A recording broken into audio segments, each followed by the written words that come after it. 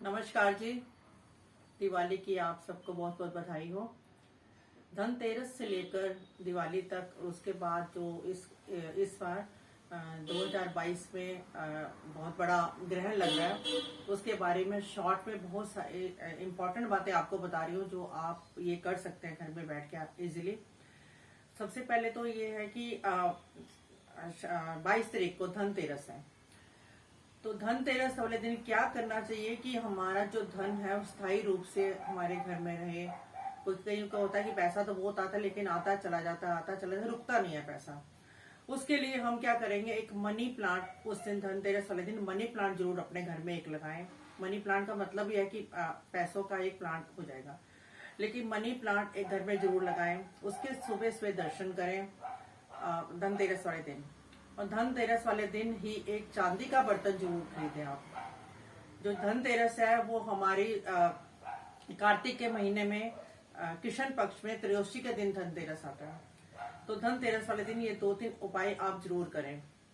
एक तो आपको मनी प्लांट जरूर लगाना है, और एक आपको चांदी का बर्तन जरूर खरीदना है, और उसके मनी प्लांट के दर्शन करने हैं। और उस दिन दीपदान का बहुत ही ज्यादा महत्व है, और दीपदान करना है। दीपदान करना है। आप पित्तल वाला दीप अगर लेकर दान करते हैं तो बहुत स्वर्ण दान करने के बराबर होता है। तो पित्तल का कोई भी नया खरीद के दीपक आप अपने आस पे जो कोई आस पड़ोस में कोई जो मंदिर हो कहीं पर, तो वहां पर जरूर दीपदान करके आए। एक शिवलिंग के पास, शिवलिंग परिवार के पास एक दीपदान करेंगे, उसका भी अनंत गुना फल है। तो दीपदान उस दिन जरूर करें। ये तो हो गया हमारा धनतेरस का। उसके दिन दूसरे दिन है हमारी नरक चतुर्थी।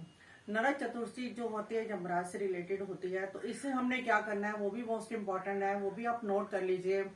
और उस दिन क्या करना है, दक्षिण दिशा की तरफ एक हमने गेहूं लेकर और उसका एक घेरा सा बना लेना है। उसके ऊपर हमने 4 मुखी दीपक रखना है।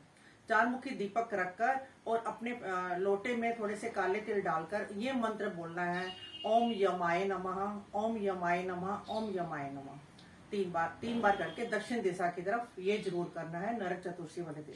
उसी में दीपदान करना है। दीपदान तो हमें धनतेरस, नरक चतुर्थी और दीपावली वाले दिन तीनों दिन ही करना है।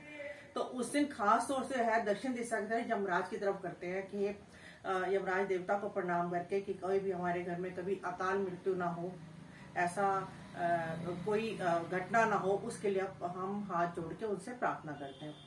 ये हो गया नरक चतुर्थी वाले दिन। अब आगे दिवाली वाले दिन। दिवाली वाले दिन क्या करना है, दिवाली वाले दिन सुबह उठ के सबसे पहले, अगर हो सके दिवाली वाले दिन सबसे पहले किसी शुभ दर्शन करते हैं। शुभ दर्शन का मतलब किसी तुलसी के पौधे का, अपने घर में तुलसी भी लगी होगी, तुलसी के पौधे का सुबह उठ के दर्शन करें। गंगा जल के दर्शन करें, कर सकते हैं। गौ माता के दर्शन करें तो बहुत ही अच्छी बात है। ये अपने हमने दर्शन करने हैं। और उसके बाद दिवाली वाले दिन हमने रात को उसमें दीपदान तो करना ही है मंदिर में जाकर शाम को, लेकिन उस दिन हमें अपने मुख्य द्वार के ऊपर भी ऐसे ही एक गेहूं का हमने बनाकर अगर गेहूं का जैसे बनाकर उसके ऊपर दिया रखना है हमें। तो वो दिया जलाना है हमने, लेकिन कोशिश करें कि जो दिया हम जला रहे हैं शाम के समय दीपावली वाले दिन, वो इतना ही तेल और घी डालें जितना कि वो रात को 12 बजे तक ही जल पाए। क्योंकि हम लोग भी दीपक जलाते, मैं भी दीपक जलाती थी, जो कि पूरी रात चलता रहता था। लक्ष्मी माता को प्रसन्न करने के लिए हम लोग जलाते थे। लेकिन क्योंकि इस बार जो 24-25 तारीख को हमारा बहुत बड़ा सूर्य ग्रहण लग रहा है, तो हमारा जो सूतक है वो शुरू हो जाएगा सुबह ही 3:30 बजे, दूसरे 25 तारीख को सुबह। तो उससे पहले ही हमें ऐसे करना है, क्योंकि दीपक हमें ऐसा कोशिश करनी है कि जो दीपक है इतना ही घी तेल डालें, या बाहर हम दीपक जला रहे हैं अपने घर के बाहर, वहां भी हम इतनी क्वांटिटी में दिया घी डालें जितना कि वो 12 बजे तक आपका जल जाए, और मंदिर में सारी पूजा वूजा कर लेनी है। और फिर हमने एक सबसे इम्पोर्टेंट बात है कि हमने जो तुलसी तोड़नी है, वो मैं पहले बताना भूल गई, मैं दोबारा बता रही हूँ। तुलसी जो तोड़नी है हमें 21 तारीख को ही तोड़ लेनी है, क्योंकि 22 तारीख को द्वादशी है। द्वादशी वाले दिन तुलसी को नहीं तोड़ते। फिर संडे है, संडे को, रविवार को भी नहीं तोड़ते। फिर उसके बाद दिवाली वाले दिन अमावस्या, उस दिन भी नहीं तोड़ना। तो ऐसे कई बार मैसेज आ रहा है कि भाई 22 तारीख को तोड़ना है, लेकिन 22 तारीख को भूलकर भी नहीं तोड़ना, क्योंकि उस दिन द्वादशी है। तो द्वादशी वाले दिन तुलसी नहीं तोड़ते। एक द्वादशी वाले दिन नहीं तोड़ना, रविवार को नहीं तोड़ना, अमावस्या को नहीं तोड़ना। उसके बाद हमने क्या करना है, कल ही समझ लो आप, कल ही जो है हमें तुलसी के पत्ते काफी सारे लेकर, और पानी में भिगो के नहीं रखना। तुलसी के पत्ते अगर पानी में भिगो के रखेंगे तो वो गल जाएंगे, फिर हमारे यूज के नहीं होंगे। तो हमने तुलसी के पत्ते काफी सारे लेकर क्वांटिटी में उसको पॉलीथिन में डाल के फ्रिज में रख दो, साइड में रख दो।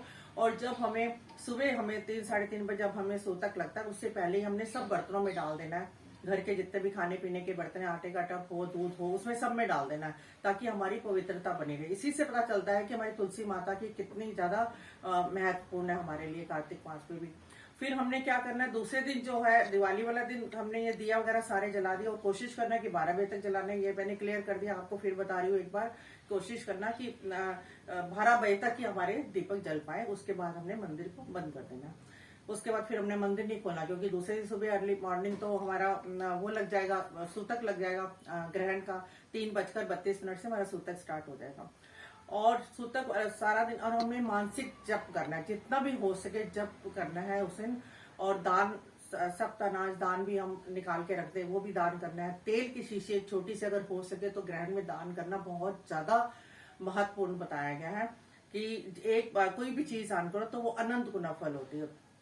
ये फिर शाम को जिस दिन ग्रहण लगना है उस दिन शाम को 4:30 से लेकर, मेन जो ग्रहण है 4:30 से लेकर 5:32 तक है, उसके 1 घंटे के बाद, 1 घंटे के बिटवीन में आपको और आपके बच्चों को, किसी को भी कोशिश करें, अगर कोई बुजुर्ग है, छोटे बच्चे हैं तो कोई बात नहीं, लेकिन कोशिश करें कि उस पीरियड में ना सोएं और ना कुछ चीज काटें और ना कुछ खाएं, ना कुछ पिएं, कुछ ऐसा काम ना करें जो कि अशुभ हो। तो उस 1 घंटे में आपने बहुत प्रिकॉशन रखना है, 4:30 से लेकर 5:32 तक।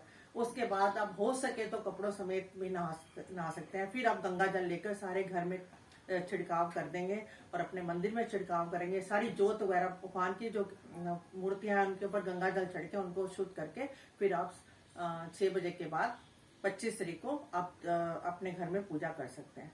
धन्यवाद जी। आप ज्यादा से ज्यादा इस वीडियो को शेयर करें, ताकि सबको हमारे धार्मिक की जो संस्कृति का भी पता चले, दिन त्योहार कैसे मनाया जाता है, क्या शुभ है क्या अशुभ है, तो ये भी सबको नॉलेज हो सके। धन्यवाद, शुक्रिया।